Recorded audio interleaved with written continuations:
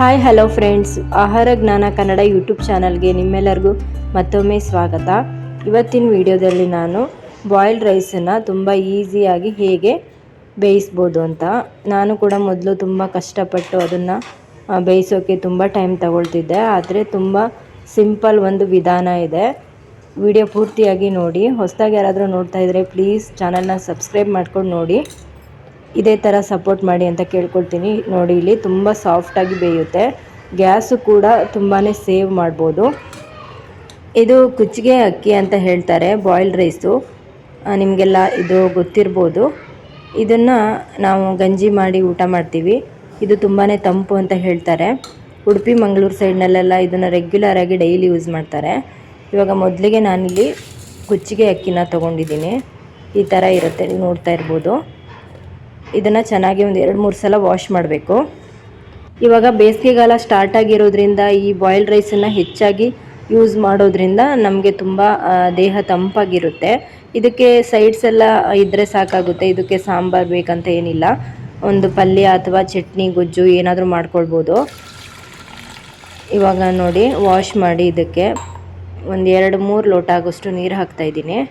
1 ಲೋಟ ಕುಚ್ಚಿಗೆ ಅಕ್ಕಿಗೆ ನಾನಿಲ್ಲಿ 3 ಲೋಟ ನೀರು ಹಾಕಿದ್ದೀನಿ. ಇದನ್ನು ಹಾಗೆ ಬೇಯಿಸ್ಕೊಳ್ಳೋಕ್ಕಾಗಲ್ಲ, ಕುಕ್ಕರ್ನಲ್ಲೇ ಬೇಯಿಸ್ಕೊಳ್ಬೇಕು.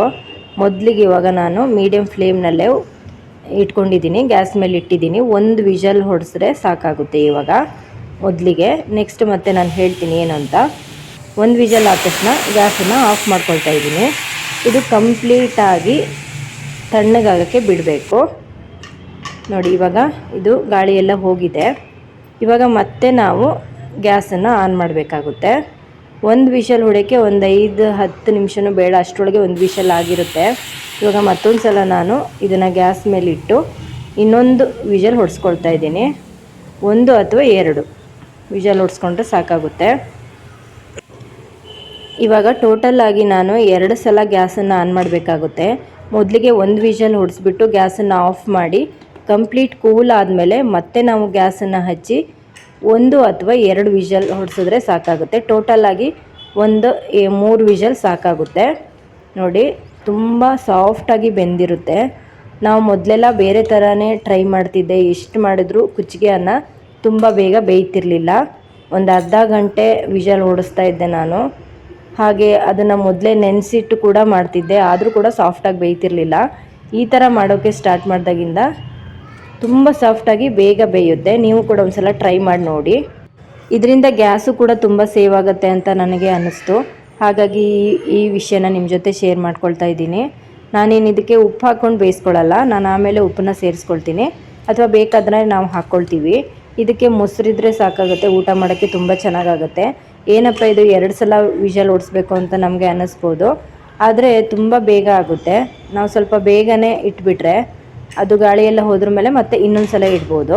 ಟೋಟಲಾಗಿ ನಾವು 2 ಸಲ ವಿಷಲನ್ನು ಹೊಡೆಸ್ಕೊಳ್ಬೇಕಾಗುತ್ತೆ. ಕೆಲವೊಬ್ಬರು ತುಂಬ ವಿಷಲ್ ಹೊಡೆಸ್ಕೊಳ್ತಾರೆ ಈ ಬಾಯ್ಲ್ಡ್ ರೈಸನ್ನು ಬೇಯಿಸ್ಕೊಳ್ಳೋಕ್ಕೆ. ಮೊದಲು ನಾನು ಅದೇ ಥರ ಮಾಡ್ತಾಯಿದ್ದೆ, ಒಂದು 8-10 ವಿಷಲ್ ಹೊಡೆಸೋದೆಲ್ಲ ಮಾಡ್ತಾಯಿದ್ದೆ. ಇವಾಗಂತೂ ಈ ಥರ ಮಾಡೋದ್ರಿಂದ ನನಗೆ ತುಂಬ ಹೆಲ್ಪ್ ಆಗ್ತಾಯಿದೆ. ಮತ್ತೇನಾದರೂ ನಿಮಗೆ ಡೌಟ್ ಇದ್ದರೆ ಕಮೆಂಟ್ ಸೆಕ್ಷನಲ್ಲಿ ಕಮೆಂಟ್ ಮಾಡಿ ತಿಳಿಸಿ. ಈ ಮಾಹಿತಿ ನಿಮಗೇನಾದರೂ ಇಷ್ಟ ಆಗಿದ್ದರೆ ಪ್ಲೀಸ್ ಲೈಕ್ ಮಾಡಿ, ಶೇರ್ ಮಾಡಿ, ಸಬ್ಸ್ಕ್ರೈಬ್ ಮಾಡ್ಕೊಳ್ಳಿ. ಹಾಗೆ ಪಕ್ಕದಲ್ಲೇ ಇರುವಂಥ ಬೆಲ್ಲೈಕನ್ ಕ್ಲಿಕ್ ಮಾಡಿ ಆಲ್ ಅಂತ ಸೆಲೆಕ್ಟ್ ಮಾಡಿಕೊಂಡ್ರೆ ಎಲ್ಲ ನೋಟಿಫಿಕೇಷನ್ ನಿಮಗೆ ಬರುತ್ತೆ.